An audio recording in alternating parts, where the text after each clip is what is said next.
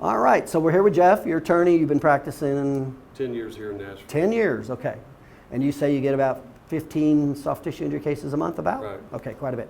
Now, remember at the very beginning, I said a couple things. I said, number one, we said we're going to tell you exactly what causes low ball offers and how to stop them. Yes. Did I do that? Yes. In great detail or just a little? No, good detail. Pretty good, right? I also said we're going to go into what creates a policy limit award and how to get there with the documentation. Did we do that? Yes, you did. So we covered, let's see, we covered the categories of the top 5 financial drivers in detail, right? Yes. Is it fair to say we covered why the doctors you're using are missing so much information and documentation that's limiting your injury awards to low ball offers? Yes. Can you totally see that now? Yes. Okay. Prior to this presentation, was it crystal clear, or after now it's crystal clear? More clear now. Clear, yeah.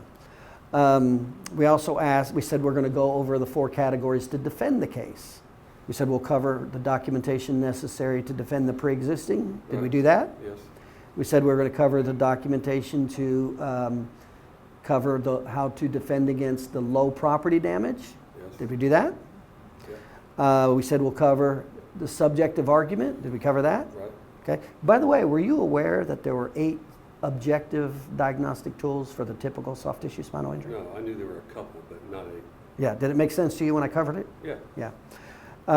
And then what was the other one we said here? We said medically accepted. Did that make sense to you that all of our stuff we do is with a medical team or it's medical diagnostics or we don't use it? Yes. How much sense did the 12 steps make when you get a narrative report that all that information is delivered in those 12 steps to make your life easier and to increase your injury award? That was great to see. Have you ever heard that before?